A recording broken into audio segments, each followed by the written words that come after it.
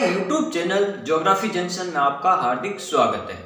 आज हम बात करेंगे मानव अधिवास, यानी जो मानव अधिवास है वो नगरीय अधिवास किस प्रकार से व्यवस्थित है या उनकी जो व्यवस्था है वो किस क्रम के अनुसार है, या अपन कह सकते हैं जो नगरीय अधिवास है उनको किस आधार पर वर्गीकृत किया गया है। तो अपन सबसे पहले बात करते हैं जो नगरीय अधिवास है उनको वर्गीकृत लगभग आकार, यानी अपन कह सकते हैं आकार किस प्रकार का, जनसंख्या का आकार, यानी वहां पर जनसंख्या कितनी है, जनसंख्या के आधार पर उन नगरों का वर्गीकरण किया गया है। जैसे अपन पढ़ेंगे पूर्वा होता है, नगला होता है, महानगर होता है, सन नगर होता है, या मेगापोलिस होता है, मेट्रोपोलिस होता है। इन सभी नगरों की विशेषताओं के बारे में बात करेंगे कि कौन कौन से जो नगर जो व्यवस्थित रूप से बसे हुए हैं या किस आधार पर हैं। तो सबसे पहले अपन बात करते हैं ये जो नगरीय व्यवस्था है या नगरीय अधिवास है, ये आपके आकार के अनुसार इनका वर्गीकरण किया गया कि जनसंख्या कितनी है। जैसे किसी भी नगर को 500 जनसंख्या 500 से लेकर 5000 तक वर्गीकृत किया, कहीं 50,000 तक, कहीं 50,000 से 1 लाख, कहीं 1 लाख से 10 लाख, कहीं 10 लाख से 50 लाख, कहीं 50 लाख से ऊपर। तो इस प्रकार इनकी जनसंख्या के आधार पर नगरों का वर्गीकरण किया गया है। तो अपन बात करते हैं सबसे पहला जो नगरीय अधिवास का जो प्रकार है वो अपन पढ़ते हैं अनुमार्ग बस्ती। यानी ये क्या होता है, अनुमार्ग बस्ती का मतलब ये होता है यानी कोई भी सड़क है, सड़क के दोनों ओर मान लो छोटी छोटी दुकानें हो, 2-4 दुकानें इधर 2-4 इधर, यानी थोड़ी थोड़ी दूर दूर 2-4 दुकानें सड़क के दोनों किनारों पर हो, तो उसे क्या कहते हैं, अनुमार्ग बस्ती अधिवास।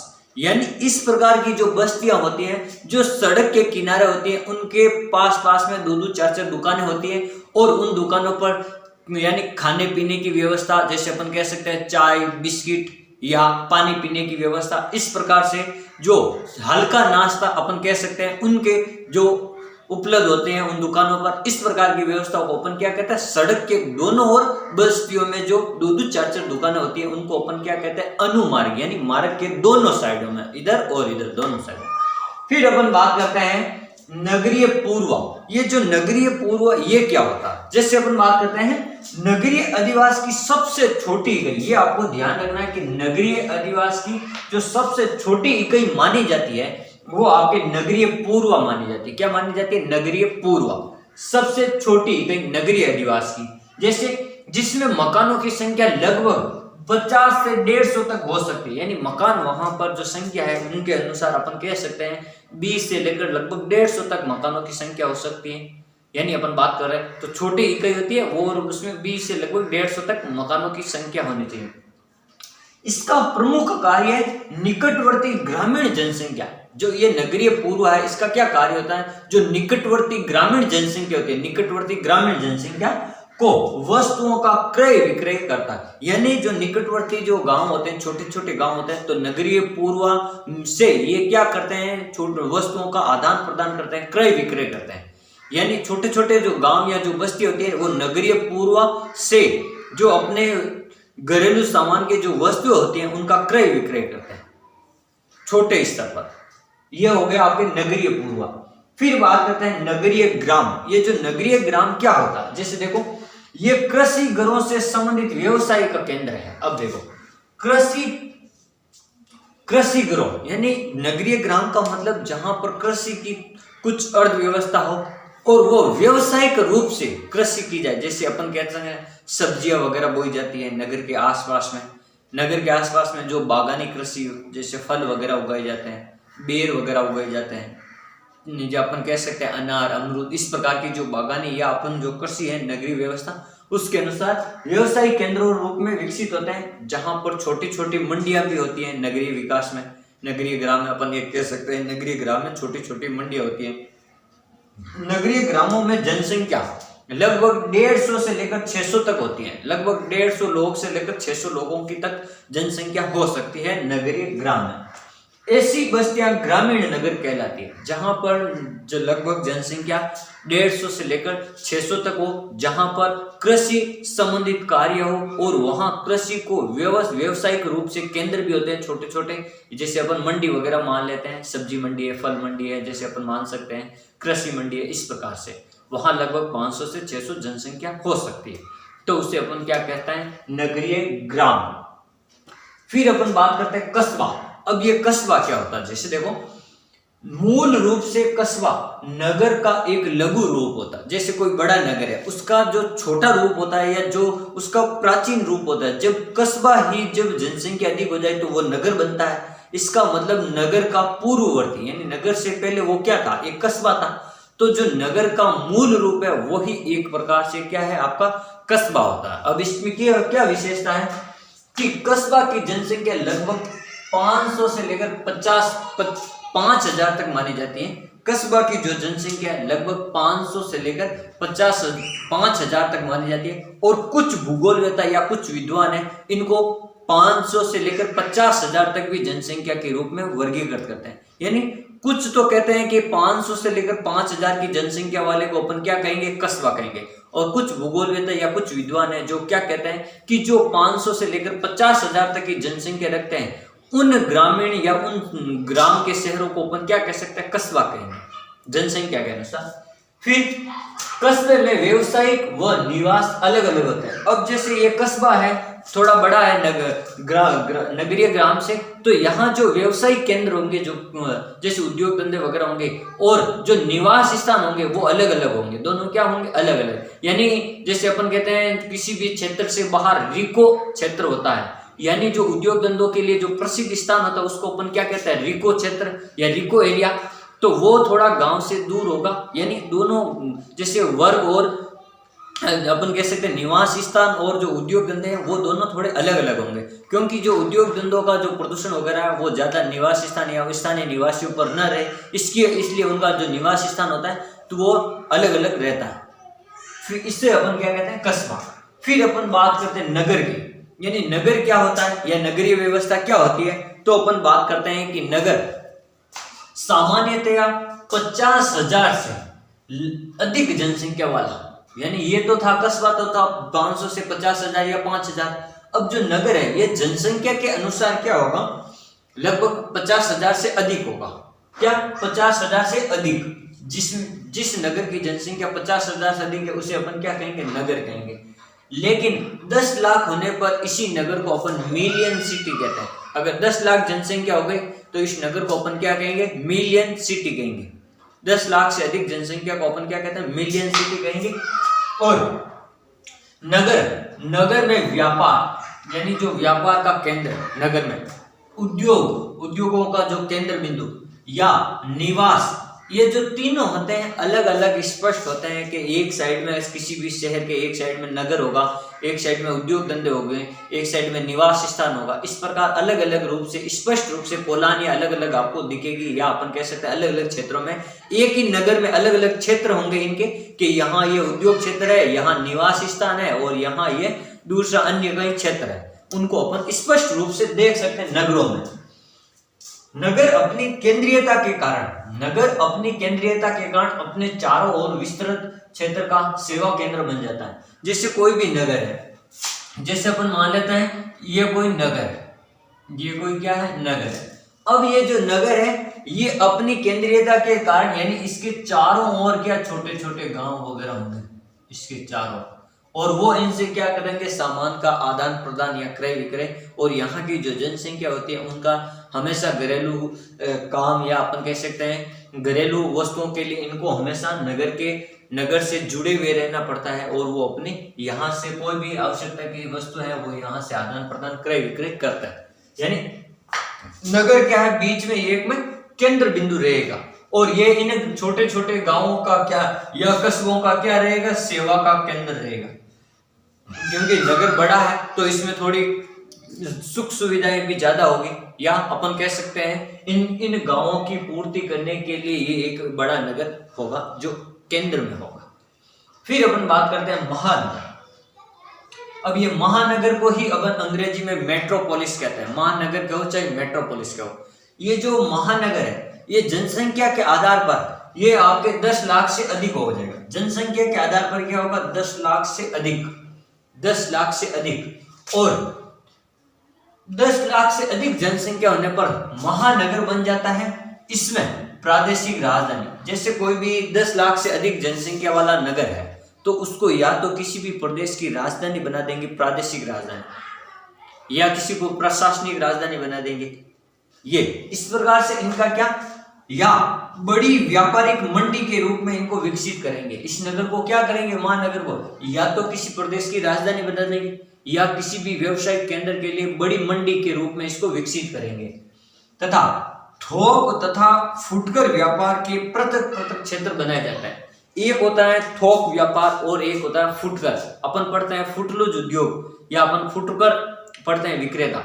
तो इसमें क्या अंतर होता है, थोक विक्रेता का मतलब वो व्यापारी जो या वो उपभोक्ता जो सामान का एक साथ में कई सारा भंडार या अपन कह सकते हैं एक साथ में बहुत सारा सामान या वस्तुओं का क्रय करता हो या विक्रय करता हो, उसे अपन क्या कहते हैं, थोक विक्रेता कहते हैं। जो डेली का डेली बड़े उत्पाद के रूप में या बड़े अपन कह सकते हैं अधिक सामान के रूप में, अधिक वस्तुओं के रूप में क्रय विक्रय करता, वो होता है थोक विक्रेता। और जो फुटकर विक्रेता होता है वो छोटे मोटे या अपन कह सकते हैं छुटकर सामान या अपन कह सकते हैं एक दो सामान या 10-15 सामान को ही ले जाता है, कम सामान को क्रय विक्रय करता है या कम वस्तुओं को ले जाता है। तो इस प्रकार ये एक थोक विक्रेता होता है और एक फुटकर होता है। एक अपन जैसे मान लो सब्जी लेकर आते हैं तो सब्जी में एक 20 किलो का पैकेट लेके आते हैं जैसे गोभी का, तो वो थोक विक्रेता कहलाएगा क्योंकि उसके भाव अलग होंगे। और अगर अपन 1 किलो, आधा किलो, 2 किलो गोभी लेके आएंगे तो वो अपन छुटकर गोभी लेके आएंगे तो वो अपन का उस गोभी का भाव क्या होगा, आपका अलग होगा। तो इस प्रकार अपन समझ सकते हैं कि एक उदाहरण से कि थोक विक्रेता और फुटकर विक्रेता में क्या अंतर है। फिर अपन बात करते हैं सन नगर। ये सन नगर क्या होता है, जैसे नगरीय अधिवास विस्तृत हो, ऐसा जो नगर जो क्या हो अपने आप में एक विस्तृत क्षेत्र रखता हो। जैसे अपन बात करते हैं, यहां बता देता हूं, सन नगर का मतलब ये होता है, ये कोई नगर है जैसे हैदराबाद, ये है आपका सिकंदराबाद, ये सन नगर के उदाहरण है। तो ये नगर क्या होंगे कि ये धीरे धीरे इनका जो विकास है, इस प्रकार धीरे धीरे इनकी संख्या बढ़ती जाएगी, इनका जो विकास है धीरे धीरे क्या होता बढ़ता जाएगा। ये नगर है, इसका नगरीकरण होता गया, नगरीकरण होता गया।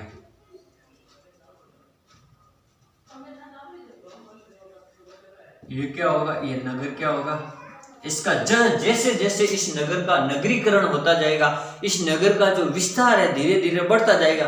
तो ये जो दोनों नगर है एक दूसरे धीरे धीरे इनकी जो बीच की दूरी है कम होते होते ये एक दूसरे को क्रॉस करने लग जाएंगे इस प्रकार से, और ये एक दूसरे से बीच में से क्या हो जाएंगे, जुड़ जाएंगे। इनको अपन सन नगर को क्या कहते हैं, जुड़वा शहर भी कहते हैं। जैसे भारत में अपन ये एक उदाहरण है हैदराबाद, सिकंदराबाद, ये दो क्या है, सन नगर के उदाहरण है। यानी कोई भी शहर है जिसका विकास इतना अधिक हो जाए, यानी दो शहरों का विकास इतना अधिक हो जाए कि वो दोनों आपस में धीरे धीरे जुड़ते चले जाए और पता ही नहीं चले, फिर दोनों जुड़ जाएंगे तो ये कौन सा शहर है। या बीच में कहीं आपको रिक्त स्थान नहीं मिलेगा जहां पर जनसंख्या ना हो, यानी जहां अधिक जनसंख्या हो, जहां अधिक उद्योग धंधे विकसित हो, जहां अधिक रोजगार के साधन हो, तो वो नगर धीरे धीरे आपस में क्या होंगे, जुड़ते जाएंगे जनसंख्या से, और वहां जनसंख्या का जो घनत्व है, वृद्धि है, वो बढ़ जाएगा। और ये आपस में एक दूसरे से, चाहे विकास की दृष्टि से कहो, चाहे कृषि की दृष्टि से, चाहे परिवहन की दृष्टि से कहो या उद्योगों की दृष्टि से कहो, ये एक दूसरे से क्या हो जाएंगे, मिक्सअप हो जाएंगे, मिश्रित हो जाएंगे, एक दूसरे से मिल जाएंगे। और फिर इनके मध्य आपको कहीं दूरी नहीं मिलेगी जहां पर जनसंख्या ना हो। तो इस प्रकार के नगरों को अपन क्या कहते हैं, सन नगर, और इसका उदाहरण है हैदराबाद और सिकंदराबाद। जैसे अपन ने बता दिया, नगरीय अधिवास विस्तृत, कई नगर या कस्बे होते अलग अलग है लेकिन वो आपस में जुड़ जाते हैं। जैसे ये दोनों नगर तो अलग अलग है, ये हैदराबाद है, ये सिकंदराबाद, लेकिन ये धीरे धीरे इनका विकास इतना अधिक हो गया कि ये दोनों आपस में जुड़ गए। अब इनको क्या कहते हैं, हैदराबाद सिकंदराबाद जुड़वा शहर। फिर अपन बात करते हैं 8वां, मेगापोलिस। मेगालोपोलिस शहर क्या होता है या कौन होता है, जिससे अपन बात करते हैं वे शहर जिनकी जनसंख्या 50 लाख से अधिक हो, वे शहर जिनकी जनसंख्या 50 लाख से अधिक हो।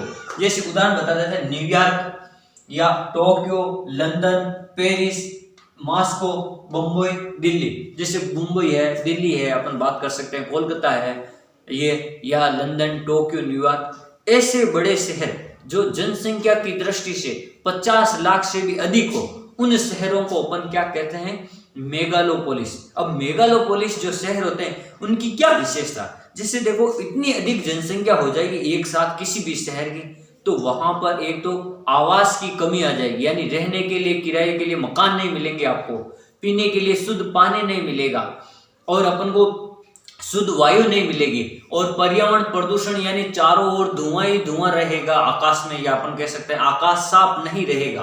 अपन को जो नाइट्रोजन है, ऑक्सीजन है या कार्बन डाइऑक्साइड, ये सभी गैसें मिश्रित रूप में रहेगी। वहां पर जो अपन कह सकते हैं श्वास लेने में तकलीफ होगी, अपन कह सकते हैं श्वास के रोगी वहां पर ज्यादा होंगे रोगी। फिर अपन बात करते हैं वहां पर कच्ची बस्तियों का, सड़क के दोनों ओर कच्ची बस्तियों का ज्यादा निवास क्षेत्र होगा, क्योंकि जो विकसित शहर होते हैं वहां पर रोजगार का पाने के लिए, कुछ न कुछ पाने के लिए जो जनजाति होती है या जो छुटकर जाती होती है वो वहां पर जाकर कच्ची बस्तियों के रूप में बस जाती है। वहां पर सड़कों के किनारे आपको प्रदूषण ही प्रदूषण मिलेगा, वहां पर पेड़ पौधों का अभाव होगा, वहां पर बड़ी बड़ी इमारतें, बड़ी बड़ी उद्योग धंधे, बड़ी बड़ी राजमार्ग होंगे, जनसंख्या का इतना ज्यादा दबाव होगा कि वहां पर जो यातायात है उस शहर को पार करने में जहां आधा घंटा लगना चाहिए वहां 2-3 घंटे लगेंगे, यानी यातायात ट्रैफिक इतना ज्यादा जाम होगा। वहां पर ध्वनि प्रदूषण ज्यादा होगा, यानी गाड़ियों के आवाज से, बड़े बड़े उद्योग धंधों के मशीनरी के आवाज से अपन ये कह सकते हैं वहां पर इतना ज्यादा पोल्यूशन होगा कि आप तुलना नहीं कर सकते। जहां वहां रहने वाले लोगों से ही आपको ये पता एहसास हो सकता है कि वहां कितना ज्यादा प्रदूषण है, और वहां पर ज्यादा घूमने फिरने की कोई खुली स्वतंत्र जगह नहीं है।